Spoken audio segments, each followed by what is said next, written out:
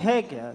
छपक का अर्थ होता है जो धीरे धीरे कर्म, नो कर्म और भाव कर्म, इन तीन मलों को जो क्षय करता है, क्षय करने वाले को छपक बोलते हैं। जैसे छपक श्रेणी होती है, जो कर्मों को क्षय करते हुए ऊपर जाते हैं वो छपक श्रेणी कहलाती है। संलेखना के जमा शरीर को, कसायों को जो क्रश करते हैं, क्षय करते हैं, इनको छपक बोलते हैं। अनंत संसार को जो चुल्लू भर रखते हैं, अनंत भवों को जो 7-8 भव रखते हैं, उनको छपक बोलते हैं। और छपक एक संलेखना लेने वाले की रूढ़ संज्ञा है, एक नाम दिया गया, इस समय वो छपक हैं। ऐसा सिंघई सुरेंद्र कुमार जी बाकल और इसके बाद तैयार रहेंगे संजय बाकल। पीछे देखिए। जिन्हें देखकर नयनों में गुरु ज्ञान का चित्रों में सारा संसार समा जाए, जो सत्य धर्म के उद्घोषक जैनागम के हैं पुंजधाम, सुधा गुरु सुधा सिंधु के चरणों में स्वीकृत हो मेरे सत प्रणाम, स्वीकृत हो मेरे सत प्रणाम। पूज्य गुरुदेव के चरणों में त्रैवार नमस्तु, क्षुल्लक त्रय के चरणों में इच्छामि। पूज्य गुरुदेव, हम परमात्मा की भक्ति, गुणगान, प्रभुता का बखान शब्द, छंद, अलंकार और उपमा के माध्यम से करते हैं। परमात्मा की आवाच स्तुति का कैसा स्वरूप होता होगा, आपके वचनों के माध्यम से आवाच को वाच्य के रूप में सुनना चाहता हूँ, क्योंकि आप तो शब्द और वाणी के कुशल शिल्पकार हैं। हे गुरु, जिज्ञासा का समाधान कीजिए। जो अलंकार होता है, वो अलंकार, जिस भक्ति में अलंकार के बिना भक्ति बनती नहीं।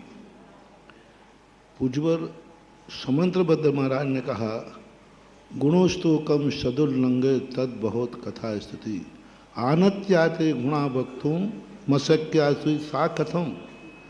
कि हे भगवान, भक्ति वह है जो छोटे से गुण देख करके उनको बहुत गुणों को कहना, लेकिन आप तो पहले ही अनंत रूप हैं, फिर आपकी भक्ति कैसे बनेगी?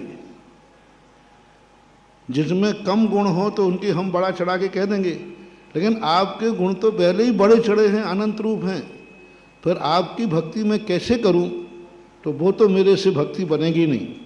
लेकिन फिर भी आपका नाम लेने मात्र से हमारी पुण्य की कीर्ति बढ़ जाती है, इसलिए मैं भक्ति तो कर नहीं पाऊंगा, लेकिन आपका नाम जरूर जप लूँगा, ये बात उन्होंने कही।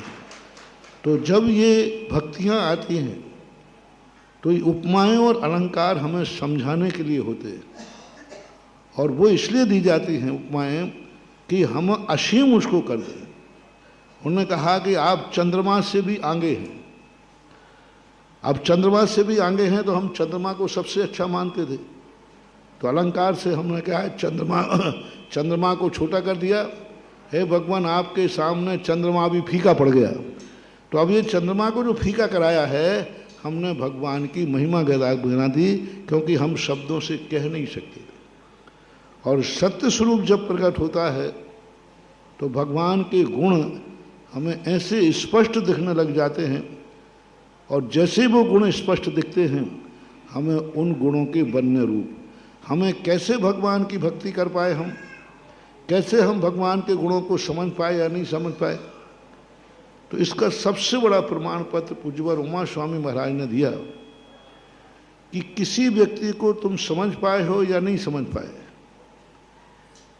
ये भगवान अच्छा है या नहीं, ये गुरु अच्छा है कि नहीं, ये नमोकार मंत्र अच्छा है कि नहीं, ये वस्तु तुम्हें अच्छी लग रही है या नहीं।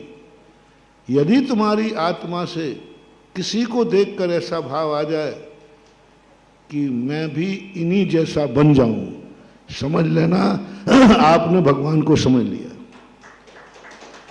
भगवान चमत्कारी हैं, भगवान अतिशयकारी हैं, भगवान हमारा संकट दूर कर देंगे, ये सब तो व्यापार है, ये सब तो व्यापार है, सांसारिक परिस्थितियां हैं।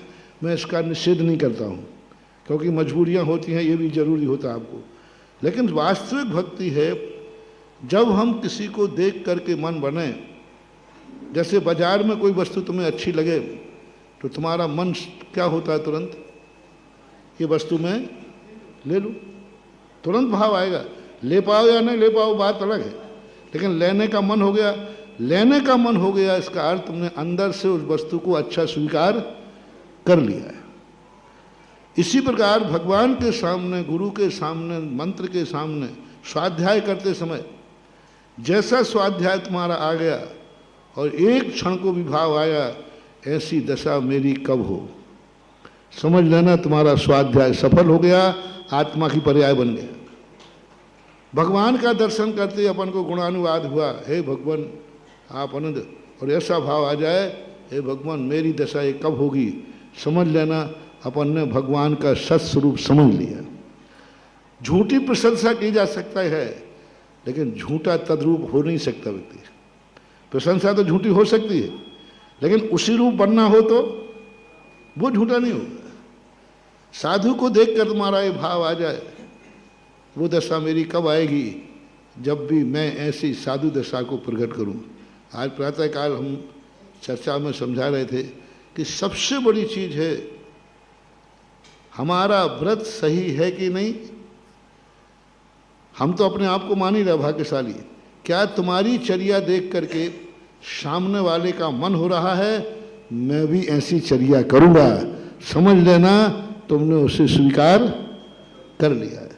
तो तद्रूप होने के लिए, तद्रूप होना जिसे हमारे उमा स्वामी महाराज ने कहा वंदे तद्गुण लब्धे, ये है सत्स्वरूप का ज्ञान, ये है आत्मा की पर्याय। यानी भगवान को हमने अंदर से स्वीकार कर लिया है, तभी हमें उस रूप बनने का भाव